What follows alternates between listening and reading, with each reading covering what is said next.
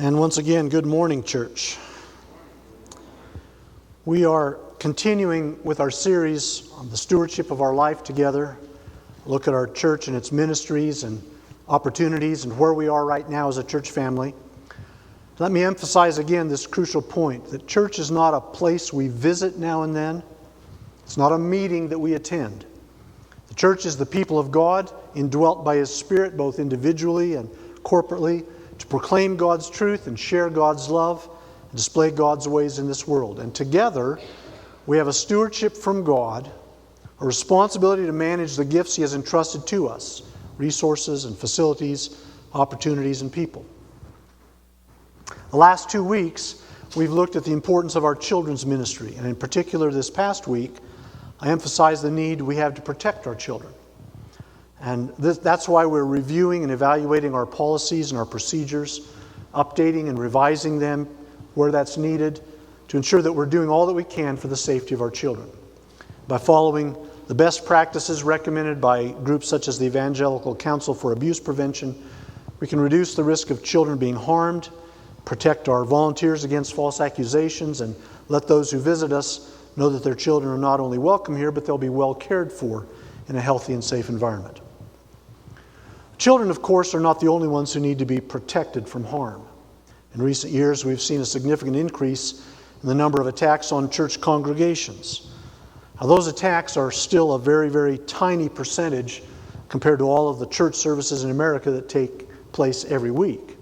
Yes, they happen, and yes, we need to take precautions to make it less likely that someone would try that here. But the truth is, the vast majority of people who come here are not coming here to cause trouble or to harm anyone. A very few are, and we must take care to protect the flock from their evil intents. That's why we have a security team. And their main job is simply to stay alert for people who might need help. Most of the time, they blend right in with our welcome team. Some of you may recall a few months ago when one of our older members fainted during service, and we had people right away who were there to see to her needs. Occasionally, someone with mental health problems will come by trying to disrupt the service or to get attention. And we have had a couple of demonized individuals who were here to mock us and to mock God and try to make a scene. And in such cases, our security team can intercept them and try to minister to them if possible, or simply to redirect them elsewhere. Of course, the security team would also be responsible for helping all of us in the case of a natural disaster such as a tornado or a fire or some unexpected crisis that required all of us to take shelter or to exit the building safely. Now, we can lament that our world is such a mess that we have to pay attention to these sorts of matters. And we can talk about how much better life was when we were younger. But we have to live in the reality of today. And part of that reality is that we have to guard against some risks that we used to think were impossible. But I want us to keep something firmly in the forefront of our minds, because there is a greater danger that we face today, something we must guard against that has a much greater chance of happening than someone harming one of our kids or breaking in to shoot up the church. In fact, it happens so frequently that you would think we would have already taken firm measures to protect ourselves from experiencing it. But sadly, many churches, including possibly our own, have not done so. I'm talking, of course, about becoming like the Pharisee in Jesus' parable that we read about today in Luke 18.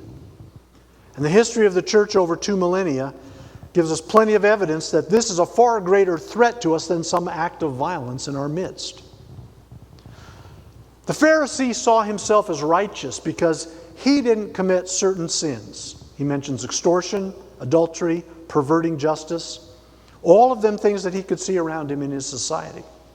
In fact, the tax collector who was praying nearby, it was a perfect example of someone who was likely guilty of all 3 of those particular sins.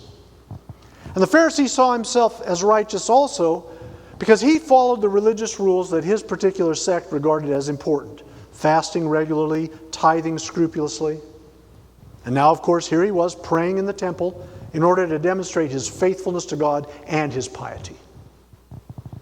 See, the Pharisee not only saw himself as righteous, but saw himself as superior to the tax collector, who, by all accounts, was an immoral, self-serving betrayer of his people. The Pharisee looked on the tax collector with disdain. That's really not strong enough. It was more like utter disgust. Whatever sins the Pharisee might have seen within himself, they were surely not on a par with the tax collector. But he was greatly mistaken. Not necessarily about the sins of the tax collector, but about his own righteousness. He failed to see his own need for forgiveness and mercy from God. Well, what about us? What about you and me? Far too often we are guilty of viewing people through the lens of their failure. Now, we want to be seen through the lens of our good works or our achievements or our avoidance of those socially unacceptable sins. We want to minimize our own failings as inconsequential. But we're very quick to highlight the sins and failures of others that are more public or more distasteful in our minds. Now, don't misunderstand me. I'm not saying that all sins are equal. They are not. Not even to God. Jesus spoke of greater and lesser degrees of punishment being meted out in the final judgment. A woman who steals a loaf of bread because she's hungry is guilty of theft. But that sin is not the same as the man who scams an elderly woman out of $50,000 of her retirement fund. Both of them are thieves. Both of them are guilty. But the scale of their sins and the consequences of their actions are not comparable. And neither is the judgment that each will receive. So all sins are not equal. However, all sins render us equally guilty and equally unfit to judge anyone else for what they have done. If the cross of Jesus Christ means anything, it means that if I come to the cross to receive the gift of reconciliation to God through Christ, then there is no room for me to do anything else except bow my knee in gratitude and thank God for His salvation, and then to extend to everyone else what God has extended to me through the death of His Son. We need to have a fundamental commitment as a church, a basic heart stance, an understanding that this is our unshakable, foundational, shared starting point. And that point is that we all stand in need of the cross. We all stand in need of grace. We all stand in need of the gospel, in need of a Savior, in need of Jesus. We are not the good people in here who are better than the bad people out there. We are, all of us, broken people. Some of us have been broken in ways that are more visible. Some of us have been broken in ways that are more damaging or more consequential even. But we are all broken. And without Jesus, we would be utterly lost. And who knows what that might look like? Who knows where each of us might be without Jesus? Romans 5:6-8 gets to the absolute heart of this. Paul says, "You see, at just the right time, when we were still powerless, Christ died for the ungodly." If He died for you, that means you were in that category, ungodly. Very rarely will anyone die for a righteous person, though for a good person someone might possibly dare to die. But God demonstrates His own love for us in this: while we were still sinners, Christ died for us. Listen, we were not good people who just needed a little bit of help from God to make up for our minor flaws. We were His enemies because of our sin. And it's only because God loved us enough to die for us that we could be made right. That is at the heart of the gospel. And people of the gospel understand that as those who have been shown mercy, to whom God has extended us His grace, we must be people who are gracious to others. A lot of churches, for very good reasons, have adopted the language of hospitality for their version of a welcome team, the people who are there to greet you when you come to church. You know, the people who help visitors find the restrooms and the children's area, who make you feel special just for showing up. It's really the right way to think about an attitude and an approach to people that has too often gone by the wayside in today's culture. In biblical times, throughout the Near East, hospitality to guests, including travelers and strangers, was highly valued, almost to the point of being considered compulsory. It was a signal of one's own honor to show honor to a guest. In the story of Job, for instance, Job is presenting his claim before his friends and before God that he's been blameless, that there's no justification for the accusation that his suffering is judgment for his sins. Job points out, chapter 31, verse 32, he never turned a traveler away, that he always welcomed guests into his home and showed them generous hospitality. He's saying, I did what was required. I did what was expected. I did more than what was expected. One of the other great examples of hospitality in the Old Testament is a woman who's known only as the woman who lives in Shunem. And she persuades her husband to make a room on the roof of their home so that the prophet Elisha can have a place to stay whenever he travels through the region on his journeys to various places. So it's no surprise, therefore, to see that the early church emphasized the importance of showing hospitality to others. Not only was it a cultural expectation, but it was an opportunity for the church to extend grace to others as a visible expression of the kingdom of God and the kindness of God, with the hope that having shown such kindness, a person's heart might be opened up to the gospel. The church was supposed to be the place where those who are outside are welcomed inside, where the members of the church saw hospitality as an opportunity to serve those who are outside in order to share the love of God. In his letter to Timothy, for instance, Paul makes it clear that potential elders and widows whom the church is going to support should be marked by a capacity to show hospitality and a history of doing so. The author of the letter to the Hebrews encourages his readers to show hospitality. He reminds them that the Old Testament included examples of some who had entertained angels as a result of showing hospitality to passing strangers. He is no doubt thinking about Genesis 18, when God and two angels showed up at Abraham's tent. Our passage this morning from Romans 12 includes this exhortation to the church: share with the Lord's people who are in need and practice hospitality. Think of that word, practice. Paul isn't saying to do something nice now and then. He's saying to the church, this should be your normal setting. To help those who are in need to help those who are in need who are part of the church, and to show gracious kindness to those who are outside the church. This is our normal setting. See, we aren't here to keep bad people out of our club. We're here because God opened up a way for us to be right with God. And He's asked us to be His hands and to share His love with others, with people who are broken and need healing and care. Because we have medicine that the world needs. And if I occasionally start ranting about those who are outside attacking Christian values and mocking our faith and opposing what we stand for, I'm not going to apologize for taking my stand with God for His ways and His kingdom. But I want you to understand, I don't ever forget that Jesus has called us to overcome evil with good. That we're commanded to love even our enemies. And that some of the greatest opponents of Christianity have become its greatest messengers. Not least of them, the Apostle Paul, who in fact reminded the Roman church that it is the kindness of God that leads us to repentance.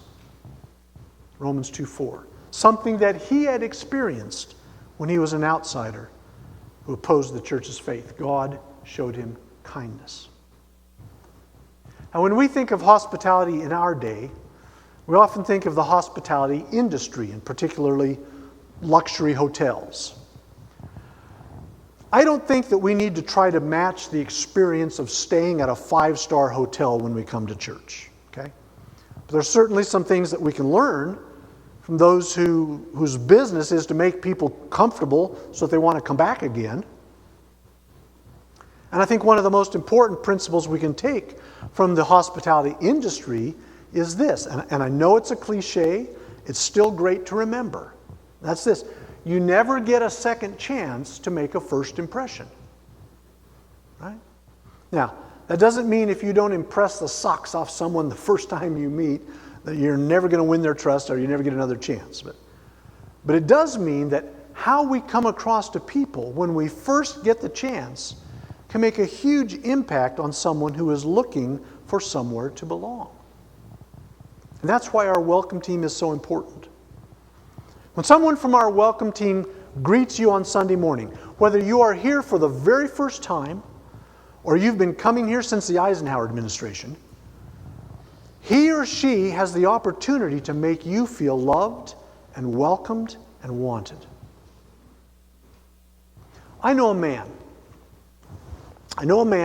this guy. This man grew up in the Mexican barrio in Kansas City. He was an illiterate welder, worked on the railroad. His life was a mess. And he showed up at a kind of large, white, suburban church in Shawnee, feeling like he absolutely did not belong there. He intentionally came in through one of the side doors. He was trying to avoid being seen. And he was greeted when he came through the doors in Spanish by a man from Venezuela who was a part of their welcome team who just happened to be assigned to that door that morning. And this man's heart melted. And he gave his life to Christ that morning. In fact, he told me later, I think I got saved in the hallway before I ever even went into church. Because a Christian man cared enough to volunteer to be a greeter at the side door so that he was able to meet a new visitor when he came in and show him some kindness, to treat him as a valuable human being, someone whom God loved despite his brokenness, someone whom God wanted to save. Now, I can't promise that if you volunteer with our welcome team that someone will find Christ because of how you greeted him or her. But I can promise you this, that as you put grace into action, God will use you in some powerful ways to touch the lives of people that could change those lives forever. If nothing else, you'll be able to help someone connect to the living God every Sunday morning that you serve, and that is no small matter. So if you would like to be a part of helping to show the love of God to people when they come to church, talk to my wife Mary or to Lisa Rundell, who's sitting right over here, one of our elders, or leave us a note at the Welcome Center as you're leaving today. And I'll just add this, it's one of the easiest places to volunteer in the church. And it's definitely one of the easiest to get started in. But see, it's not just the welcome team's responsibility to be kind and to show grace to others. It's our responsibility as a church. I love that people say that we're a friendly church. I think that's a great start.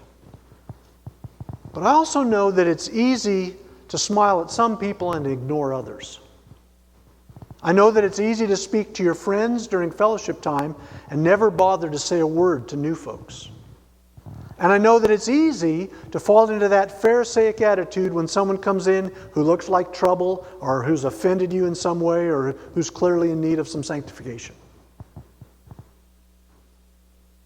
Showing grace to all. Now think for a moment what that means. One simple definition of grace is unmerited favor. That is, getting what you don't deserve. Mercy is not getting what you do deserve. Grace is getting what you don't deserve. If I'm showing grace to people, that means I'm giving what is undeserved. I'm being kind when they don't deserve it. I'm being generous and thoughtful when they're being stingy and thoughtless. I'm being considerate when they're being rude. I'm showing them love when they're being mean and spiteful. And I don't do this so that I can prove that they're undeserving so they can feel bad about their rude behavior or their lack of gratitude or whatever. No, I'm choosing to bless them. I'm choosing to be kind in order to love them because that's what it means to be a follower of Christ. I show them grace because I want to share with them what Jesus has shared with me. There's another way to think about showing grace to all people, and that's by thinking of a different meaning for the word. Because grace also can mean effortless beauty, a quality that's pleasing for its charm or refinement. Those of you who are old enough to remember Grace Kelly might think of that figure. It's something that we might associate with the idea of elegance. Not ostentatious display of wealth, but a wonderful display of beauty and goodness. Someone who's gracious in this sense is someone who brings beauty and comfort into the room. She makes you feel at ease. She puts you at rest. And you're able to feel at home in a place where you might ordinarily feel anxious or fearful. And you don't realize how much work has gone into making you comfortable because she doesn't mention it. She doesn't let you dwell on it. But her careful preparation and thoughtfulness makes your life smoother, makes the moment easier, and you feel better just being in the same place as she is. And that brings us right back to what Paul said, practice hospitality. A hospitable person isn't necessarily someone who can throw an elegant party or put together a bodacious spread in a minute. A hospitable person might not even know what Etsy is or have ever been inside a Michael's store. A hospitable person is really someone with a servant's heart, someone who cares so much about others that he is focused on how to best serve that other person's needs. Someone who is hospitable isn't thinking about what is easiest for me or what I prefer. He's thinking about what will make this a good experience for you. His concern is for your welfare, not the cost to him. He wants to alleviate your concerns, to anticipate your needs and expectations, and make everything easier for you. Now, for us as a church, hospitality can be very challenging for a simple reason. And that is, we've become so familiar with one another and with our facility and with the way we do things that we don't even notice the things that might confuse or concern someone who's coming in for the very first time. When is the last time you've noticed the signs that point out where the restrooms are? Did you know that we have signs that point out where the main restrooms are? Yeah. Did you know that we don't have any signs that point out where the other restrooms are? Someone who is hospitable is able to see things through the eyes of a visitor. She's able to help us see what we overlook so that we can do a better job of making it easier for guests to feel comfortable. And by the way, if you're someone who's somewhat new to FCC, thank you for coming. One of the best things you could do for us is to point out some of the things that we do that are confusing or where our communication needs to be improved or where we're lacking something that would help newcomers understand better what's happening here. That'd be a great kindness to us. If you've ever traveled to another country, particularly where they don't speak English as a primary language, you know exactly what it feels like to be in a new place and completely disoriented and helpless. And believe it or not, there are plenty of people who come into a church and feel exactly like that. They're unsure of themselves, they're anxious about what's going on that they don't understand, they're afraid of looking silly or doing something stupid. And we have the opportunity, the privilege actually, as God's ambassador to welcome people who are broken or confused or hurting. They might be bitter or angry or addicted. People who are religious but really just a Pharisee, or maybe completely unaware of biblical truth, who think that Jesus is just a legend or a myth, the Bible's just a book of fables. And we have the opportunity to show them grace, to actually put grace on display for them by how we treat them. And we can relieve their discomfort somewhat so that they can hear God for themselves and experience His goodness. So as we think about our church and stewarding our opportunities, the people that God has brought here or may bring here, I'm asking that we make some choices and take some steps to improve our hospitality rating. First, that we all ask God to help us be committed to show grace to everyone. To be a people who put the grace of God on full display in how we treat one another and how we welcome guests and strangers. And we will choose to see people through Jesus' eyes and through the lens of His love rather than through the lens of their failures.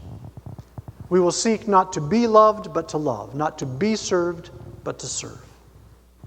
Second, we will show grace to all by offering hospitality in tangible ways to those who call FCC home and to those who may visit us. We will concern ourselves with making them comfortable rather than seeking out our own comfort. We'll choose to befriend new people rather than hiding in our existing friendships. And we'll look for ways to make it easier for others to feel like they're part of our family, to make their way smoother, to brighten their day, to encourage their faith, to help their walk in Christ. Third, that we will refuse to use hospitality as a mask for our own benefit. We will not descend upon visitors like wolves on a wounded deer or used car salesman upon a prospective buyer. Can we go to the next slide, please, Bob? Yeah. We're not going to look for ways to manipulate newcomers. We're not looking to twist people's arms. Instead, we're going to be honest and forthright and look to serve others so that they are benefited even if we are not. And at times, that could even mean acknowledging that there may be a different church that's a better fit for them, where they might be better served than to be here. Finally, and most importantly, we will always remember that the point of our hospitality is to open the door for people to meet Jesus, to help them come into a place where they can find God and experience His love and receive His help, to invite them into a relationship with the living God through Jesus Christ, to become a part of His family, and perhaps even a part of this family. We will probably stumble as we try to fulfill this calling from God. You may even be the undeserving recipient of a failure on our part to be gracious. That will give you a chance to practice forbearance and forgiveness. Yay! And it will also help us all remember that we still need to grow some more in grace. Right? But we will keep holding to our commitment to be this kind of a people, to be a people who put grace into action by showing hospitality to all who come. Will you commit to that with me this morning?